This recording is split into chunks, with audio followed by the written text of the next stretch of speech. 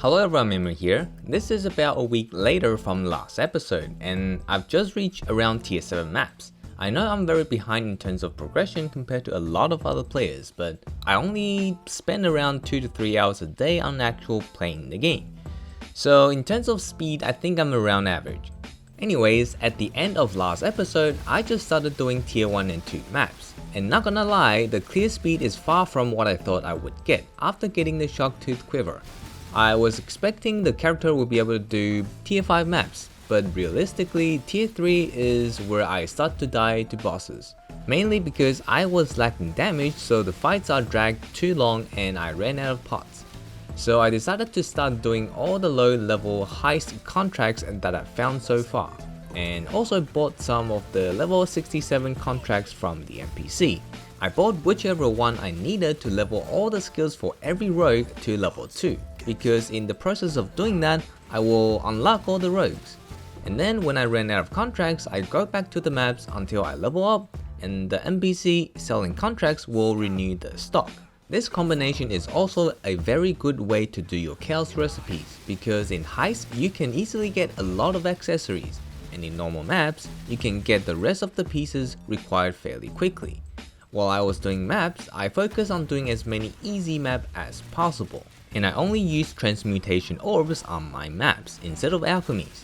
I also never kill the bosses since my damage is still kinda low, so the time spent on killing bosses is not worth the loot. Instead, I only focus on doing league mechanics, any league mechanics, not just the expedition. And that's basically what I did for like 3 days straight, or more realistically, I did it for like 6 to 7 hours. Which is probably the quote-unquote hardest grinding I had to do so far, because the character is clearing content with less than half of the speed of what it should be. I first spent around 10 chaos each on my boots and gloves that has 40 plus elemental resistance, because I wanted to use the Cyclopean belt, which is an 1 chaos belt that gives me a lot of life and a decent amount of damage boost from stats. Remember, stats will be converted into damage through our quiver. After the switch, I was able to do tier 3 maps, but not reliably.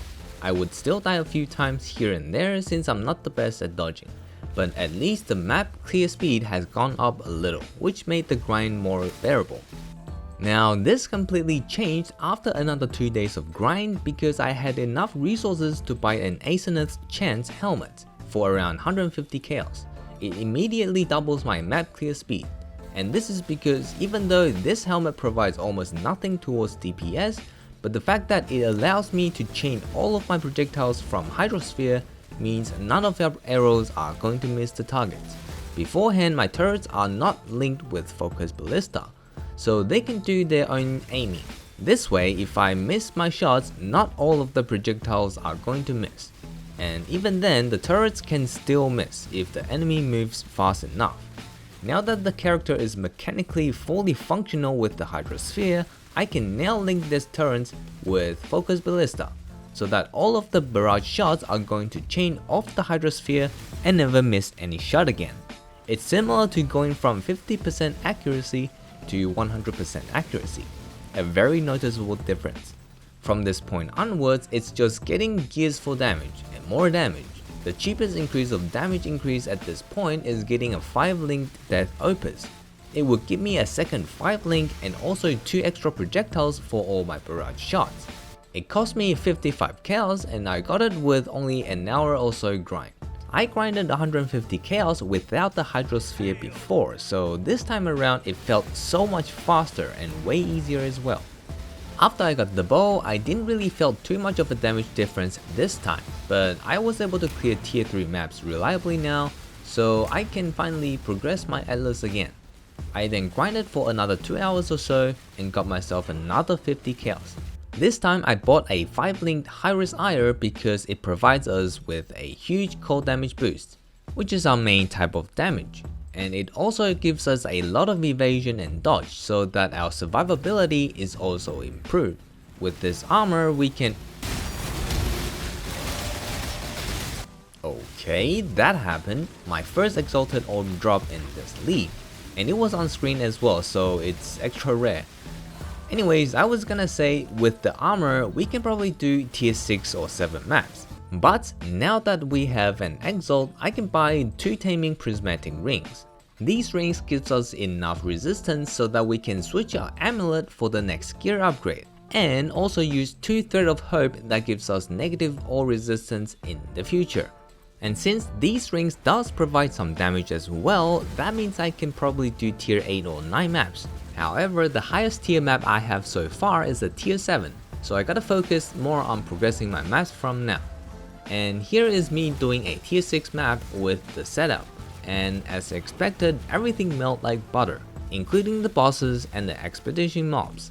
So far I feel very good about the build as a league starter. The hardest part is the Ascendus Chant grind, but it was bearable.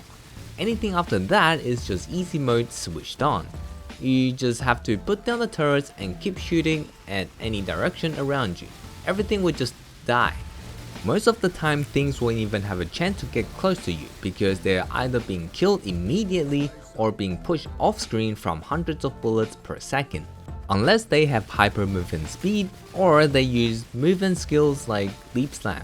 You only have to look out for long range attacks most of the time, but they are usually easy to dodge. Your max damage range is actually further than pretty much anything in the game. If the space is big enough, you can actually kill them without them being aggro to you at all. Pretty hilarious. Like in this Jungle Valley map, the spider boss does not even appear on my screen at all before it dies. I didn't even know where it drops down until I hear the death sound effect. It reminds me of not knowing what one of my professor looks like until the final exam. But yeah, my next upgrade is probably going to be the replica High Risk Truth amulet, which gives me the final aura. With that amulet, I can probably do tier 11 maps. And at this speed, I might have the 2 Thread of Hopes or maybe even a 6th link for the next episode. We'll have to see how the price changes. Anyways, that's it for today. Subscribe for extra mirror drop chance. Hopefully you enjoyed it, and I'll see you in the next video. Peace.